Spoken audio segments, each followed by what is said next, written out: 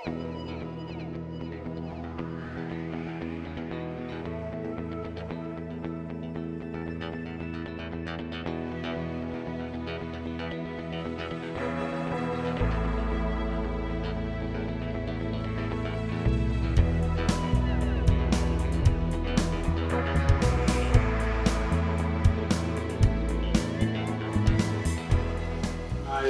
paper examines social movement diffusion through a comparison between two processes within the new transnational wave of protest. These processes are diffusion from the Arab Spring to the Spanish Indignados movement, and from this to Occupy Wall Street. Scholars agree to acknowledge a certain connection and influence among the different protests at the local level within the new transnational wave. However, analysis inquiry into the diffusion dynamics seem to be lacking. My paper aims to contribute to fill this gap through a comparison of diffusion processes in the beginning of a protest cycle, a global one in this case. Some scholars have pointed out that these periods are moments of extreme creativity when dissident groups innovate in terms of identities, tactics, and demands, which are then transmitted to others throughout the cycle. The data analyzed in this paper includes 30 semi-structured interviews with key informants from the Indignados and Occupy Wall Street movements. A third stage of interviews with activists in Spain is foreseen. Diffusion is a question that has received a great deal of attention in the literature on social movements. Diffusion refers to the process by which an innovation is communicated through certain channels over time among the members of a social system. Any diffusion process is composed of four elements: a transmitter, an adapter, an item to be diffused, and a channel along which the item may be transmitted. My paper focuses on two of these elements: the items that has been diffused and the channels along which diffusion has taken place. The comparison of the two processes aims at finding similarities and differences which may help us a better understanding of social movement diffusion, and more specifically, whether a certain type of channel is more likely to facilitate the diffusion of a certain item. This question was posed by Sideshow in 2004, who also encouraged scholars to produce comparisons in order to solve it. Social movement researchers agree on the fact that the successful diffusion of an innovation depends on a number of issues, but there is less agreement on the relative importance of each piece of the puzzle. My paper aims at contributing to the debate by comparing two different elements. Scholars have produced different typologies of social movement diffusion. I will refer to two of them. Gibbon and her collaborators focus on the character of the item to be diffused in order to differentiate behavioral and ideational types of diffusion, with the former involving the transmission of tactics, forms of organization or collective action repertoires, and the latter the transmission of collective action frames. The second typology is given by Tahrir, and it distinguishes three types of diffusion according to the mechanisms that underline each of them. Direct diffusion, which depends on interpersonal ties between transmitters and adapters. Indirect diffusion, which relies on impersonal ties through the media. And mediated diffusion, which relies on third parties acting as brokers. I will not say much on the context, only a few dates and facts in relation to the three mobilizations under review in the paper. The first mobilization is the so-called Arab Spring, which starting point is usually credited to the self-immolation of Mohamed Bouazizi in Tunisia on December 17, 2010. The wave of protests brought government changes and implementation of different measures in the region. Among all the key locations, Tahrir Square in Cairo is probably the most emblematic in the Arab Spring.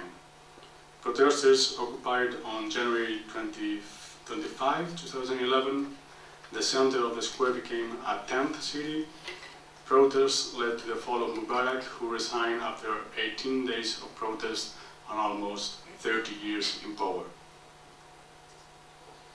Second mobilization, the Spanish Indignados movement, starting on May 15, 2011, with demonstrations all over Spain called by the digital platform Real Democracy Now!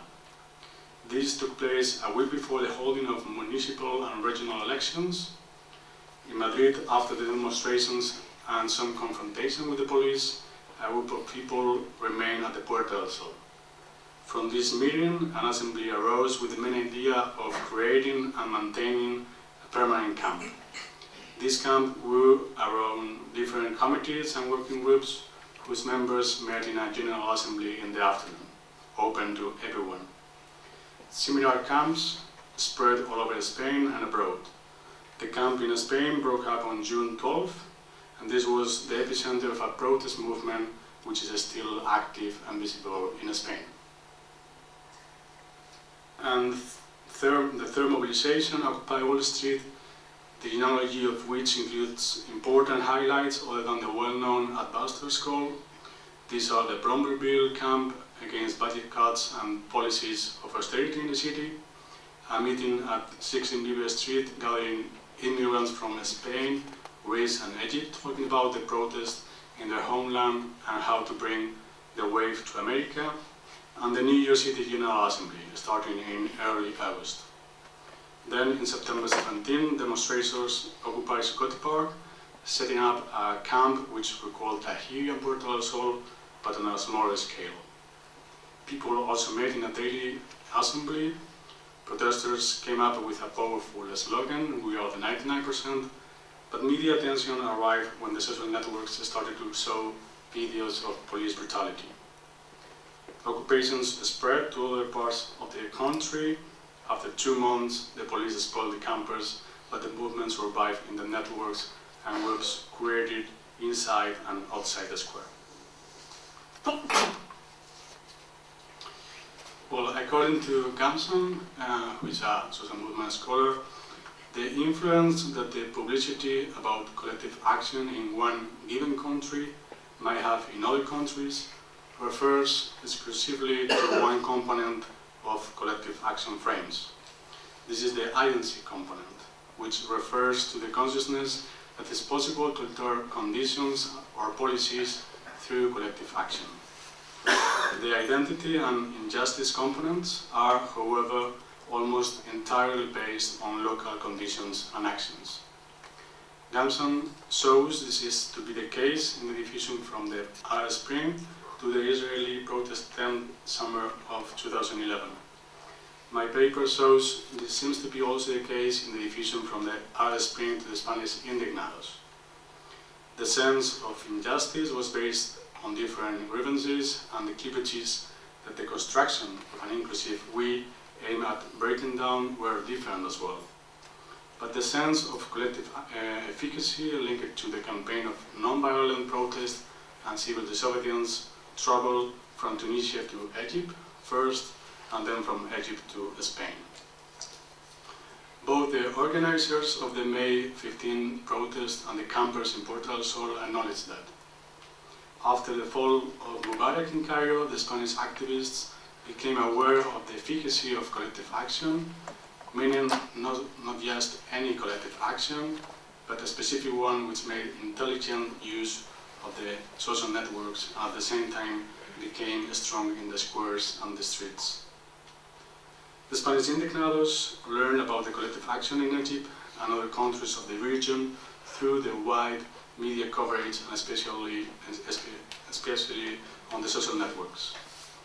The data collected so far suggests there was no interpersonal contact.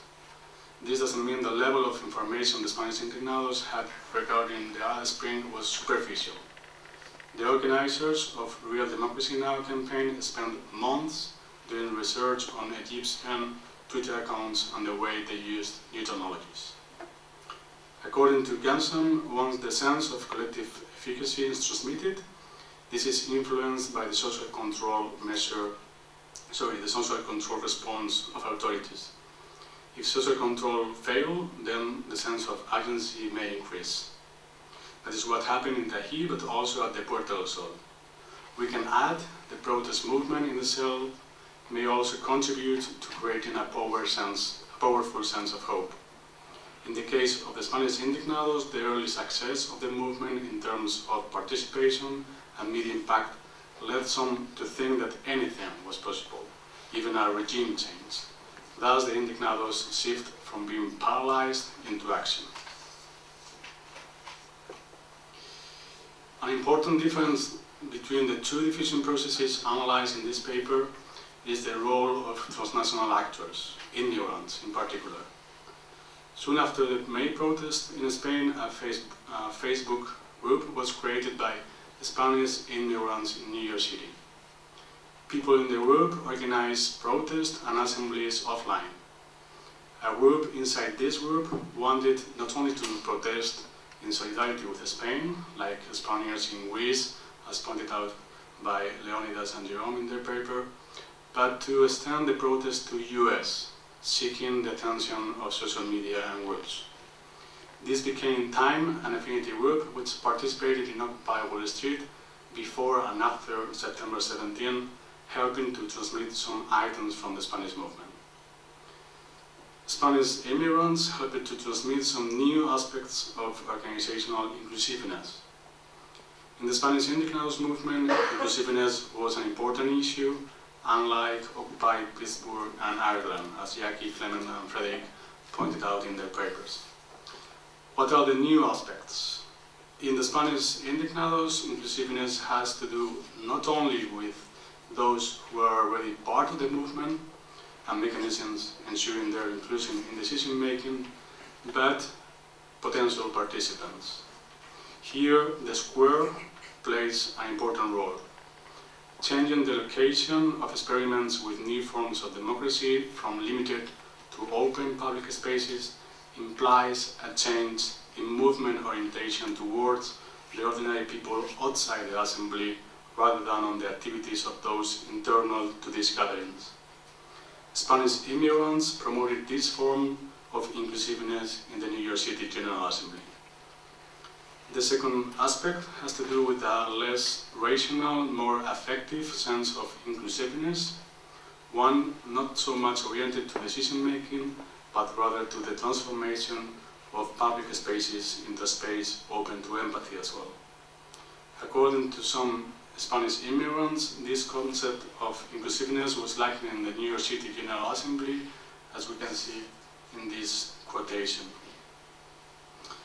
The assembly was more oriented to strategic issues, which could lead to problems in terms of opening the movement to people with no previous participation in social movements.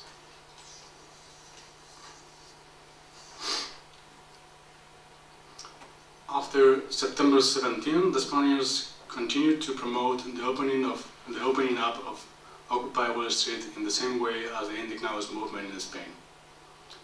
For example, they set up tables to welcome and inform people about activity in Zuccotti Park. This idea came from some Spaniards who had traveled to Madrid and had seen the relevance of this kind of information desk at the camp in Puerta also.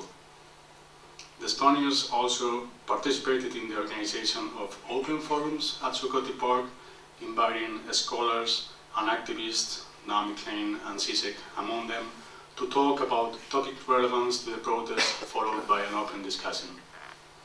Following what they had seen at the Spanish squares, they wanted to move beyond the occupation and proposed activities that would make it meaningful. According to them, and I quote, "The emphasis was on occupying, but nobody seemed to understand that the square had to be used for something." End of quotation. Spanish immigrants also contributed in the transmission of documents created by the Spanish Indignados in order to explain the internal organization and decision-making at the square. They distributed these documents first in the New York City General Assembly and then in Zuccotti Park. The reception of these documents was based on the interpersonal contacts created also by American activists who had taken part of the movement in Spain. These documents seem to have played a relevant role in relation to the functioning of the General Assembly and the organization of a space in the square. Other transnational activists also act as a significant link connecting the movements in Spain and the US. These are Spaniards and residents of Spain who arrived to New York City in the occasion of September 17. They seem to have contributed to the transmission of some other practical knowledge relevant for the emergence and continuity of the movement, for example, in relation to power supply in the camp and live streaming.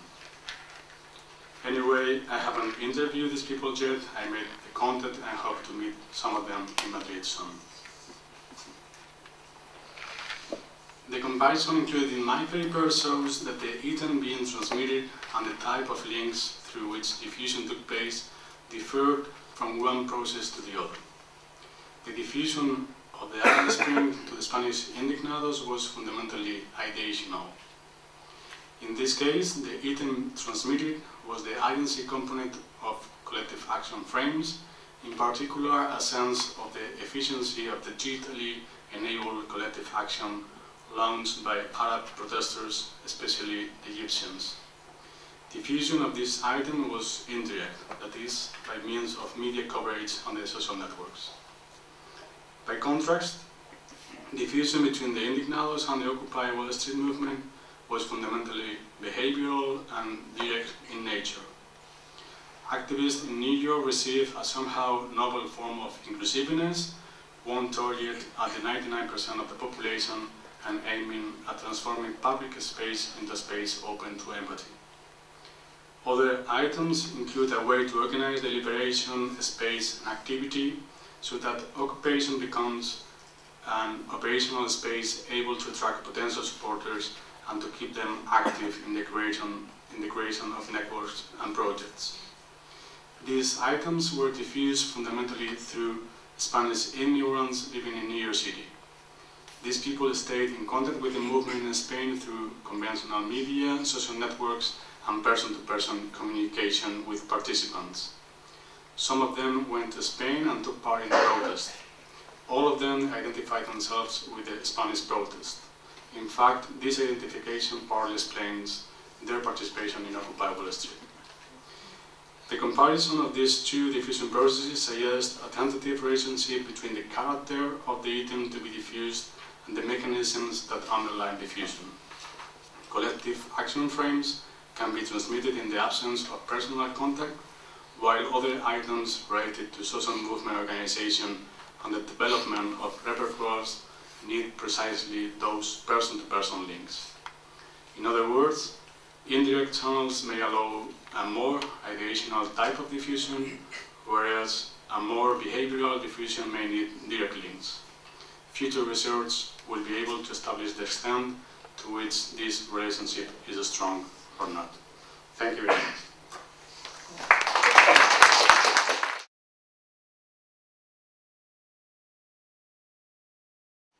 So, as previous speakers have mentioned, year 2011 witnessed a cycle of transnational protest, unprecedented in history and in the history of social movements, reaching more than 1,000 cities and more than 80 countries. We refer to it as the real democracy movement. Why? Because, as also Marcos mentioned earlier, despite the different local characteristics that each of the national movements, of course, had, there was one thing in common, the rejection of the traditional ways of doing politics, parties and unions, and a rejection of the political system as a whole. And according to the framing of the movements themselves, the way forward is what in their political imaginary they call real democracy. And they either express that directly, like the Democracia Realia of the Spaniards, or the άμεση δημοκρατία, or πραγματική δημοκρατία, which means real democracy or direct democracy of the Greeks, or indirectly, but very clearly, practicing it and experimenting with it on the squares through an horizontal, leaderless, self-managed and consensus-based decision-making model with the popular assemblies. Our paper is about how this model spread so rapidly in so different contexts, or to answer a question that Paul Mason famously asked, why it is kicking off everywhere. Social movement studies have tried to answer this question traditionally with the concept of diffusion. Eduardo previously gave a definition of diffusion, so we will not get into that. But according to our understanding, diffusion is about two things. Not only about how ideas and practices are transmitted, but also how they are adopted. Regarding the question of how they are transmitted, the theory identifies a direct way of transmission with pre-existing personal contacts between transmitters and adopters, the indirect way through the mass media or word of mouth, a combination or interplay of the two, and Taro has also added brokerage between two previously unconnected actors that a third party becomes the broker between them. Regarding how ideas and practices are adopted now, theory identifies between spontaneity and through conscious leadership. As far as the real democracy movement is concerned, we believe that if there was diffusion involved, that happened through indirect means of transmission and spontaneous but conscious means of adoption. And when we say spontaneous, we mean that the action is not unconscious or instinctive, but it arises organically from the grassroots without centralized hierarchical movement organizations.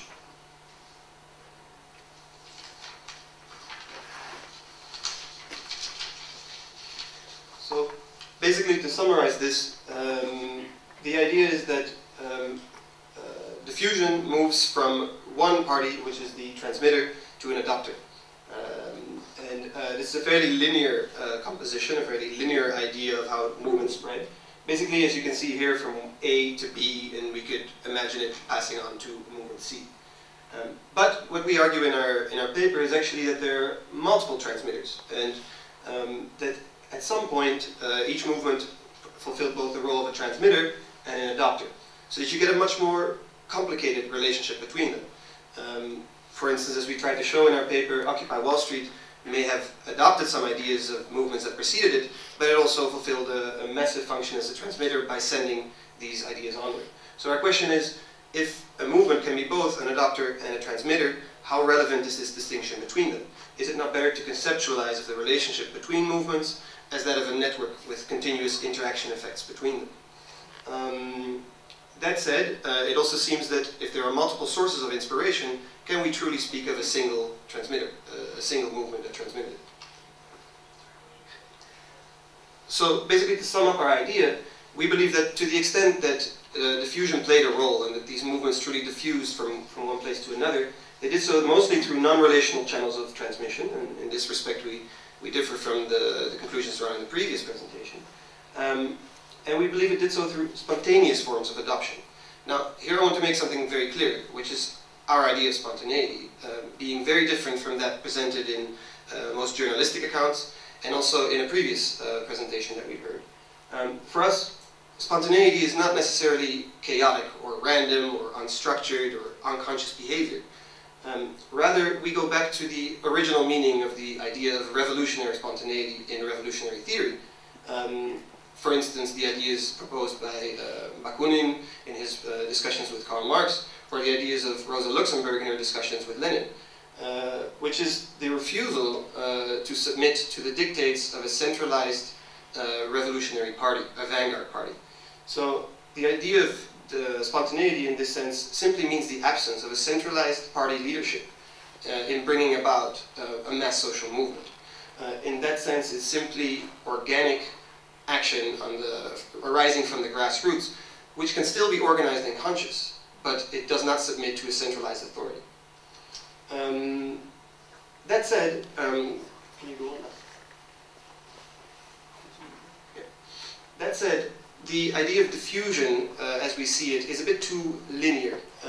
This idea of a movement going from movement A to B does not seem to account for the inherent complexity that we observe. So we propose another concept, the concept of resonance. And what we mean by resonance is simply that there is an endogenous potentiality for mobilization that already lays dormant within each local context. And that basically what happens is that as a result of shared structural factors on the one hand and local movement experience on the other, what one movement can do is help to actualize the hidden potentials that already lay embedded in another context through inspiration. Very simply put, Egypt could inspire protests in Spain because there are already shared structural conditions in place, but very importantly, there was a long history of movement experience and pre-existing networks in place in Spain that allowed this mobilization to take off. So our research is basically based on participant observation. Leonidas spent a lot of time at the occupation in Sinagma Square. I also joined there for 2 weeks in July. Leonidas attended the majority of general assemblies in Athens. I also traveled to Madrid. Here it says 2 weeks. That was during the spring of 2011, and I returned multiple times afterwards. We also visited protests in Barcelona, and we were at demonstrations in other cities as well, Amsterdam, Rome, Brussels. We also returned both to Athens and to Madrid for 2 documentaries, one of which will be screened tomorrow morning. That was Utopia on the Horizon, a short documentary on the Greek movement. And some of the interviews we did with activists have also fed into our research. In addition to that, we've actively participated in the Take the Square Collective in Spain, which is sort of an international commission of the Spanish movement. And we have been writing very actively for Roar magazine, which is this online website, online magazine that tried to diffuse some information about the different movements in English to different contexts. That said, we have these 3 case studies. They're not really case studies. What we try to do is identify these critical junctures in time. The takeoff of the movement in Spain, the takeoff of the movement in Greece, and the takeoff of the movement in the United States, in New York, and try to identify what were the factors that allowed these mobilizations to take off. In Spain, what we're not going to do is describe in full detail the process that we describe in the paper, but rather to identify some of the key characteristics that we think are relevant to support our argument. In this respect, in Spain, what we find very interesting is that on the 15th of May, an independent and decentralized citizen platform called Democracia Realia, constituted by a loose coalition of over 200 social groups and movement associations, called for a protest in 58 cities in Spain, including Madrid, to respond to the deepening crisis in the country. Up to that point, the crisis in Spain had already been deepening significantly, although it was nowhere near the level that it is at today. But there was already 20% unemployment, almost half the youth was without a job, 11 million people were at risk of poverty, according to the charitable organization Caritas. Hundreds of thousands were being evicted from their homes, and of course there were the bank bailouts. So it was very clear that while the people were suffering intense hardships, a few people were getting away still with enormous bonuses and impunity, really. At the same time, political corruption was on the agenda. There were multiple campaigns already to try and challenge this. And we think it's also fairly important that the Zapatero government, the center-left government at the time, had made a major U-turn just about half a year earlier, or a year earlier, in mid-2010, by starting to shift away from its stimulus policies towards more austerity-based policies. And this really presented the situation in which the center-left government started pursuing right-wing economic policies. And it took away, perhaps, some of the last remaining legitimacy of the political system as a whole, because it seemed that there were very little alternatives within the political system as such. At the same time, these structural conditions were not enough to generate the type of mobilization that we saw. There was already, as been emphasized before, enormous local movement experience, including the Ocupa movement, the idea of autogestión, or self-management, which is very present in Spain. There's the legacy of the neighborhood assemblies. So the idea of horizontalism and autonomous self-organization was already very endogenous to the Spanish case. At the same time, there had already been activism in response to the crisis long before the Egyptian revolution came about. So is it really fair to speak of diffusion from Egypt to Spain directly if an organization like PA, the Plataforma de Afectados por la Hipoteca, an organization that struggles for the rights of homeowners, it goes back to 2008, 2009, and the PA formed a major part of the Democracia Real platform.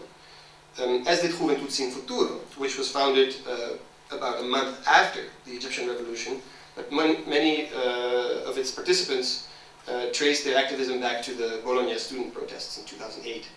So it seems that many of the movements that converged into the platform on the 15th of May were already active long before the Egyptian revolution.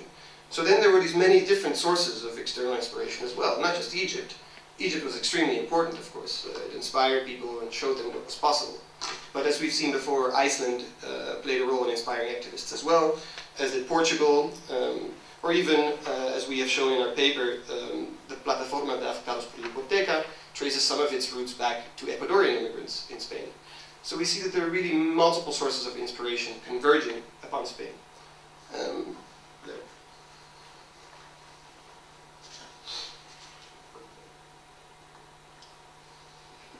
Which brings us to our next case, the Greek case. Greece in 2011 is already in the beginning of what I call her self-destructive dance with the Troika. The first memorandum of understanding has been signed. There have been demonstrations and general strikes non-stop, basically, since last year. Probably Greece has the world record in general strikes. I don't know, Maria may know better than me. In the last years. During these demonstrations, the idea comes that we have to do it like the Egyptians and occupy Sinterma Square. It may have appeared even earlier, but I can speak only about February, that I was there and I noticed it. That there was the idea after the end of a demonstration at Sinterma Square, where they usually end up, after the usual clashes with the police, some extra-parliamentary group suggested that to the other participants, let's go to the square and occupy it like the Egyptians did. At the time, it spread some, actually it didn't really work. Nobody followed, and even before Spain, it didn't happen. Later on, the King Jerome happens, and like 5 days later, there is a group of expats, Spanish expats, mainly Erasmus students, but also workers, who, just like it was happening all over the world, go outside the Spanish embassy, which is very close to the Acropolis, and organize a demonstration in solidarity with Puerta del Sol. And very soon, this demonstration moves to a nearby area, to Thysio, where they start also having general assemblies. At the same time, and on the same day that the Spaniards go to Thysio, another nationalist group, the 300 Greeks, call for the occupation of Sinterma Square. Let's say that both these were attempts to direct the movement and to start it. They both never managed to make the scale shift. Later on, what happens is that the news, of course, about the occupation of Puerta del Sol spread in Greece, first in the social media, but also in the mainstream media. And a very important role was played by a rumor that started circulating in Greece, that the Spaniards at some point said, or had a banner or whatever, that be quiet or we'll wake up the Greeks. Of course, no proof has ever appeared of this event. No video, no banner, nothing. But the news were picked first by the social media and secondly by the mainstream media. And we'd like to show you a short video now from a TV channel one day before the occupation of Syntagma Square to see what they... just a moment. Την παρουσία τους σε κάθε περιοχή της Μαδρίτης, όχι μόνο στην Puerta, την τεράστια πολιτεία της πρωτεύουσας. Necesitamos que esto se haga más grande y una de las estrategias que hemos pensado que puede ayudar a ello es precisamente esta, ¿no? Extenderlo a cada barrio y a cada zona. Σε όλο τον κόσμο, έξω από τις ισπανικές πρεσβείες, οι διαδηλωτές θέλουν μηνύματα συμπαράστασης στους Ισπανούς. Ανάμεσα στα συνθήματα και ένα που αφορά τη χώρα μας, κάντε ησυχία, μην ξυπνήσουμε τους Έλληνες, γράφουν κάποιοι διαδηλωτές στα πανό τους, σχολιάζοντας με αυτόν τον τρόπο τη στάση των Ελλήνων. Okay, that's one day before the occupation of Syntagma, and at the same time there's been a call on Facebook by some group of people from Thessaloniki and also from Athens, who were not activists, but their call resonated with the rest of the people and the groups. And on the 25th of May, Syntagma is occupied. The occupation of Syntagma lasted for 72 days and nights. I think that makes it the longest of the occupations. It was also the most heavily and violently repressed, especially on the 28th and 29th of June. And you probably remember the images, they traveled all over the world. And those of you who will come tomorrow to see our documentary will have the chance to see some of them, because the multimedia team of Syntagma Square entrusted us with archival material from those days, and we have included them in our documentary. And in any case, I have to speed up. Diffusion, from where?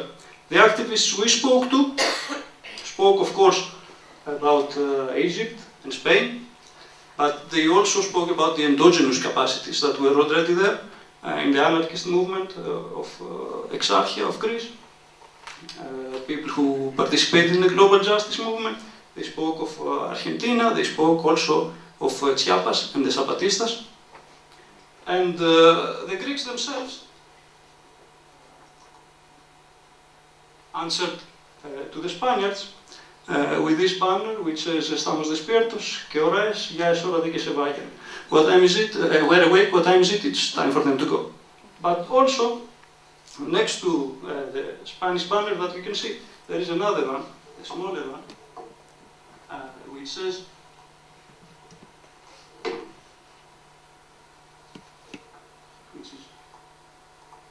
this one, which says "Zitti che svegliamo gli italiani." Be quiet or we'll wake up the Italians. Sending a message to the Italians. The Italians never woke up, that's another question. A colleague of ours at the UI, Lorenzo Zamponi, has written an interesting paper on it. But from that, we move on to... Okay, I don't think there is time left to do a detailed discussion of this, but basically all I want to say about the last case that we studied, the Occupy Wall Street case, is that yes, again, Egypt and Spain were major sources of inspiration, but what we're looking at is really a series of structural conditions that, despite a lack of austerity at the federal level, meant that there was a lot of austerity at the municipal level, at the state level, and that there was a lot of indebtedness and economic deprivation, increasing inequality, etc., etc. The structural conditions were in place for mass mobilization.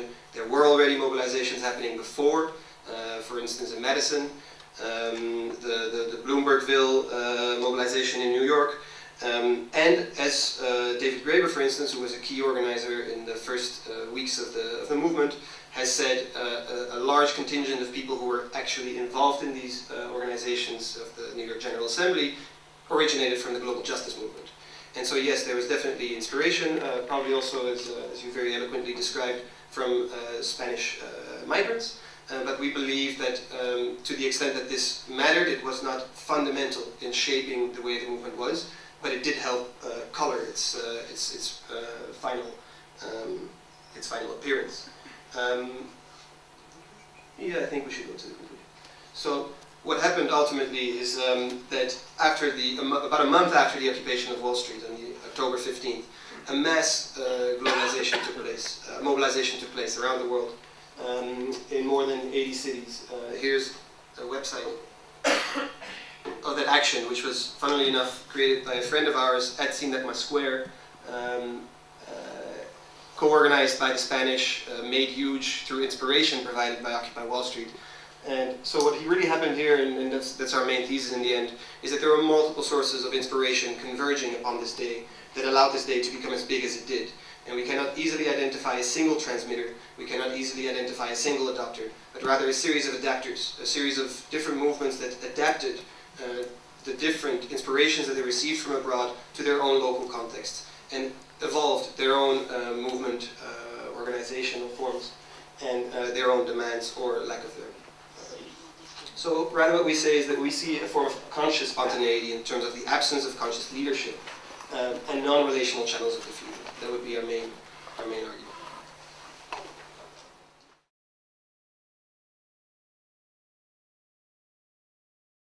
So my paper really is about diffusion in a sense of how do movements diffuse across time and scale. So diffusion from global to national and local in the case that I'm looking at. And I think a good place to start is to give you a little bit of sense of where I'm coming from in observing these movements, because when we study global movements, we're like the blind people trying to figure out the elephant, and we're seeing a little bit of it.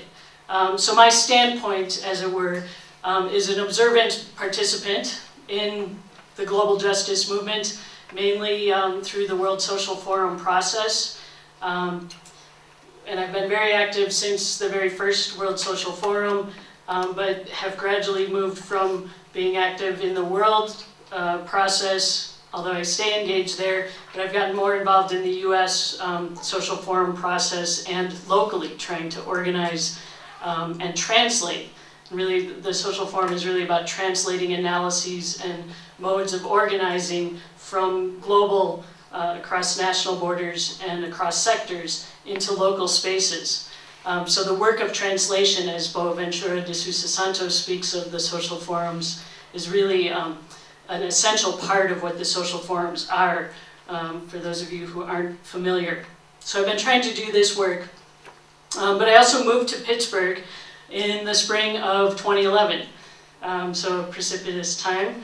And it was actually a useful time to move to a new place because I could very easily meet all of the activists on the left in a city very quickly and see all the dysfunctions that were part of the left in a city.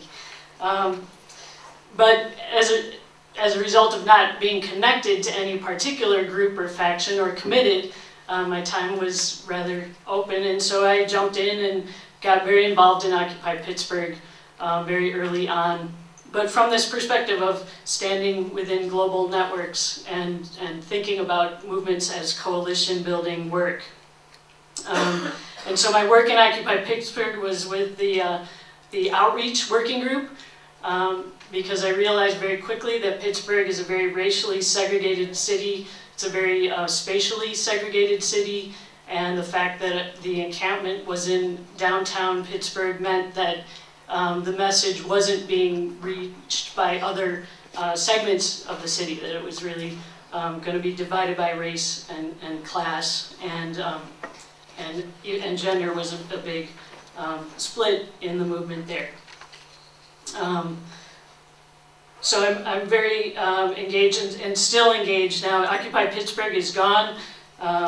Many left in disgust, as my paper suggests, but I remain involved in the US Social Forum and hopeful that that process can create a new context for coalition building in Pittsburgh. And Pittsburgh is a city where like many cities in the US, very issue-based organizing and real difficulties overcoming geographic and race, class, and gender segregation. So I approached the work in this movement thinking that the Occupy space would be a really good one for bringing together some of the analyses and lessons and ideas that were kind of flowering in the discussions in the social forum, and really bringing them into very local contexts and getting some, you might say, global political imagination going. And in the US, that's very needed. As I'm sure you all know, the US tends to be very self-centered and oriented towards American politics and very oblivious to a lot of what's going on in the world, despite the fact that there were all these protests in other places. But I also saw that Occupy Wall Street was raising some of the very same issues, generating similar kinds of analyses, although not so much global in scope, but in terms of practices and values of democracy and horizontalism, and some of the movement culture, I thought there's real resonance with the social forums, and thought that there should be a natural mingling of ideas and strategies and an interest in learning about the social forum among some of the Occupy activists. So in some of my outreach work, I did try to bring in stories about what people were doing in the social forums and how that might connect to work we were doing in Pittsburgh. Just one other side note before I get into some of the case. The World Social Forum is kind of an interesting phenomena to study, as in terms of our concepts for studying movements. It doesn't fit the usual categories of campaign or event. The activists describe it as a process, so it's really a collection of events that take place over time. But I've learned and appreciate through my work that these events are less important than all of the conversations and meetings and phone calls that take place to plan these meetings and follow up afterwards. So that's what we mean by World Social Forum being a process as opposed to a movement. And it's also unusual in that it does try to, it's very self-conscious about trying to bring together groups working on a variety of different issues around a shared analysis of the global causes and the intersections of all the various oppressions that are tied very explicitly to an analysis of globalized capitalism. So there's a global critique of capitalism. And there's also built into the practices of the World Social Forum some of the kinds of international exchanges that Eduardo was speaking about with the Spanish activists coming and trying to bring some lessons and modes of thinking into the Occupy work in New York. And I told them I wished that they had come to Pittsburgh because that would have been helpful. But that process of fostering comparisons and exchanges of experience across different cultural contexts is inherent to the World Social Forum process, and there's a very active learning across borders. So I thought, well, these movements should mix pretty well, and there should be a context where the Occupy movement is happening at a time when there's already kind of discourse and analysis around a critique of capitalism, and so they should take off and explode. And that didn't happen. And so but it hasn't happened yet. I try to take a historical perspective, and we may look back and see that these movements do mix up and do connect and kind of trigger a larger mobilization. But for the moment, what we see is where I start my paper off in describing a meeting that took place last January of the organizers of the US Social Forum who gathered in Detroit. And we're asking this question of how do we bring some of these forces in motion around the country, how do we engage them in the US Social Forum process? How do we trigger an interest and get them to use the social forum as a tool for movement building? And movement building is an important idea that I was trying to raise in Pittsburgh and was kind of surprised that it didn't really resonate with what activists there were thinking about what they were doing. They didn't have a political project that was about building a movement. For whatever reason, they were worried about the toilets at the camp. But I was surprised at this meeting at the level of ambivalence among my fellow activists in the social forum about the prospects for the Occupy Wall Street movement. It was still pretty early, although a lot of the camps had been disbanded. There was still kind of some enthusiasm around it, but most of them really didn't think that it was going to generate a lot of new sustained activism. And for its part, the Occupy Wall Street activists that were there in Detroit, where the US Social Forum had just taken place just a year and a half earlier, they really didn't have any idea what the US Social Forum was, which says a lot, because bringing 20,000 left activists to Detroit is a noteworthy, and you'd have to notice it if you lived in Detroit. So it was surprising that activists in Detroit, Occupy, didn't really have a sense of what the social forum was about. So this failure of these two waves of activism, if you want to think of it that way, to mesh or connect, was rather surprising. So this paper is an attempt to try to make sense of that and see what some of the causes might be. And I'm doing this as I'm thinking with my fellow organizers about how do we engage whatever's left of the new energy and activists that have been mobilized around the Occupy Wall Street and the anti-austerity movements globally. And in searching the literature, I came to the idea that's raised very well in a paper by Lance Bennett and Segerberg, that argues that there's distinctive logics of action or activism that we can that characterize this newer wave of protest and distinguish it from earlier waves of protest. And they call these a logic of collective action, which is characteristic of the older established protests, and a logic of connective action, which is characteristic of these newer protests, which rely much more on social media and digital communication to mobilize large numbers of people.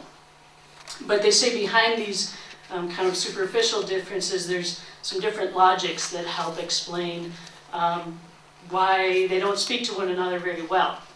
And so there's a hypothesis there that the ability of movements to mesh or connect is linked to the underlying logics that guide them. So as a sociologist, I'm thinking, so what are the structures that are shaping these different logics?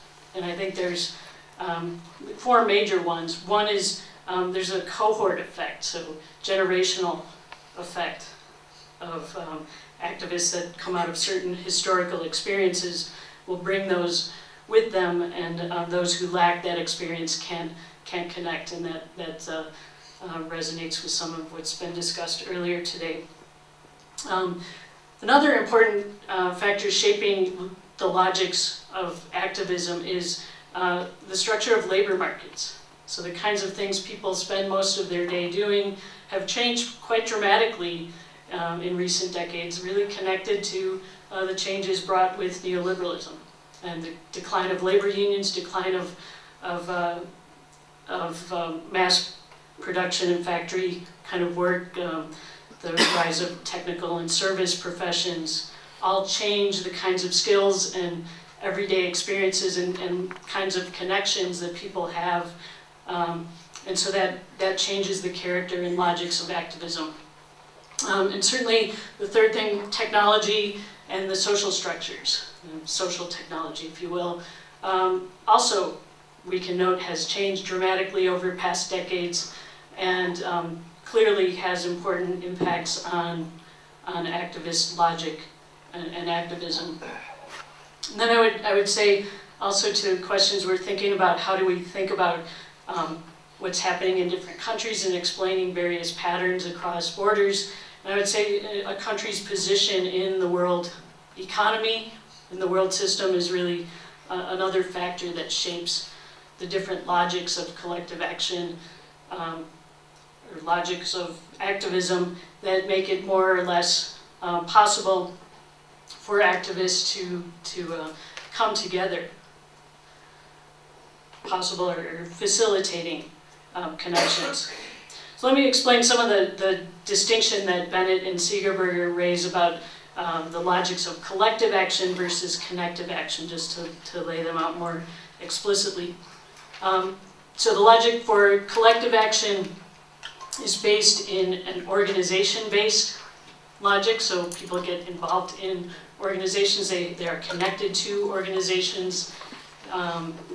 Their motivations are usually collective identity, some affiliation with an organization or a movement that draws them into this action. The function in collective action is really oriented around building movements, building collective power. So very collective oriented. The connective action logic of the newer movements draws from this horizontalism logic, really captures some of it, really more individually oriented, autonomy and freedom. The ideas and motivations of equality and individual expression.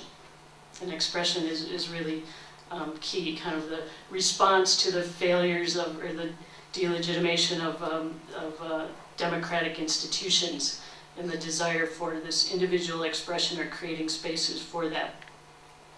And the function of connective action is really more oriented towards expression. So the General Assemblies became really important because of the need to create space for democratic expression and direct action. So rather than building collective power. So I think that logic, that division makes some sense. And but I just caution against kind of thinking in very dualistic terms, because as you play that out, you can probably think of all the people you know and groups you know that kind of fit in both of those logics. And certainly when I think about the World Social Forum, they're all over that. And actually probably mostly in between the two, which is where we'll end up going. But let me draw out a few more ideas that come out of reading the literature and thinking about how the broader changes in society and the structures of the workplace and of everyday lives, how that might be changing the ways people approach political activism.